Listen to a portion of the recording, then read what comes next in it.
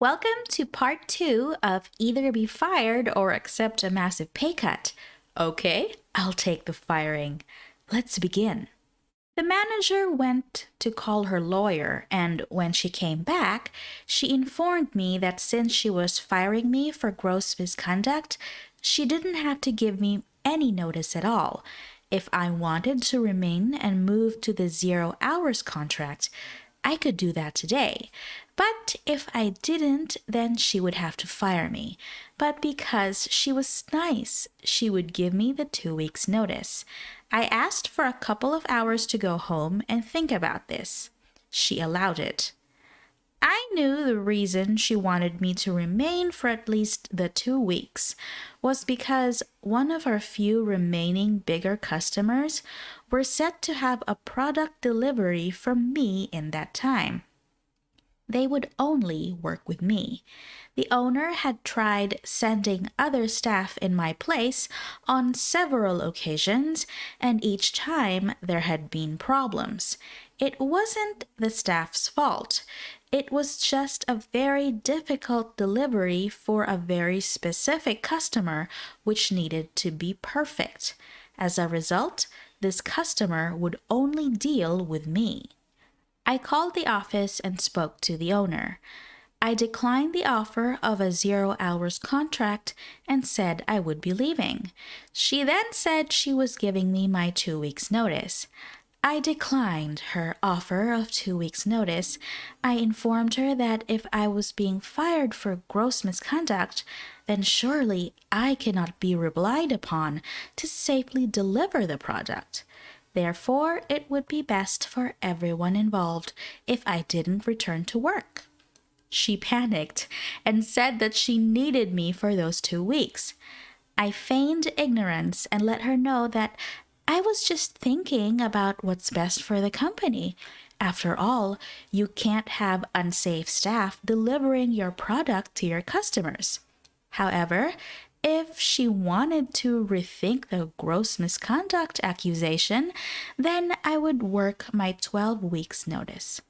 These were her options: 0 weeks or 12.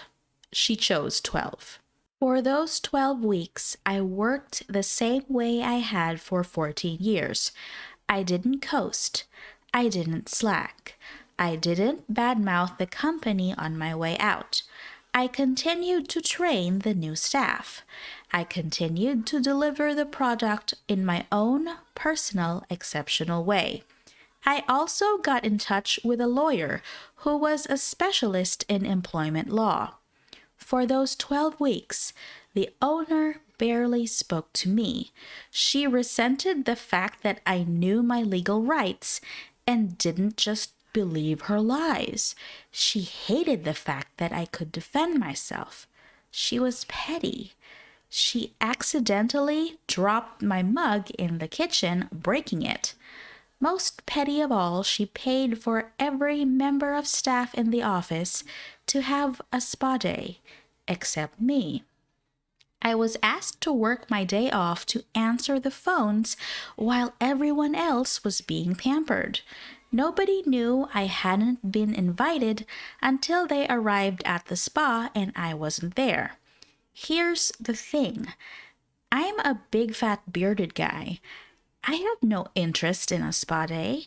If she had offered it to me, I would have thanked her and declined the kind offer. But by pointedly excluding me, she was making herself look terrible. For the last 2 weeks, I was training up my friend to basically take over from me. At the end of the 12 weeks, my final day came around. The owner had nothing planned, not so much as a card after 14 years, 2 for her.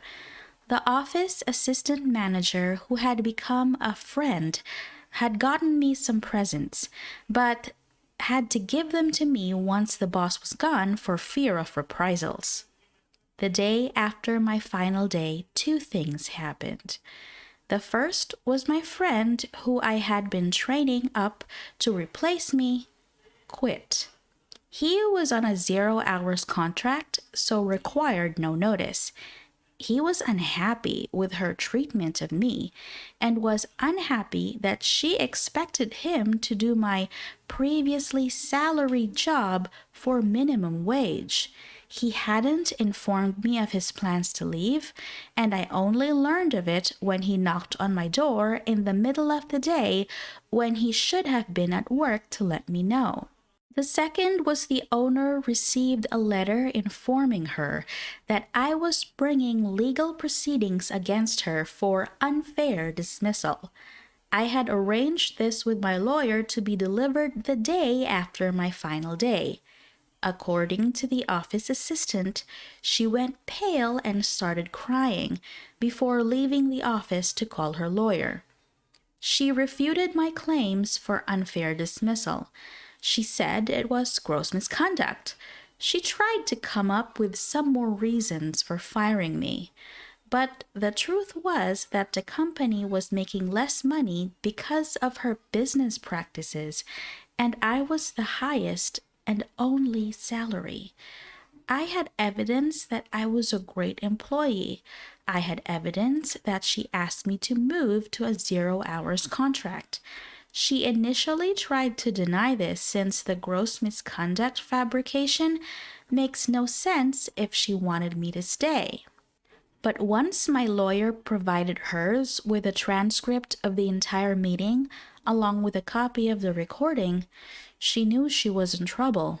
Still, she let the case drag on for over a year. I think she hoped that the legal fees would lead to me dropping the case.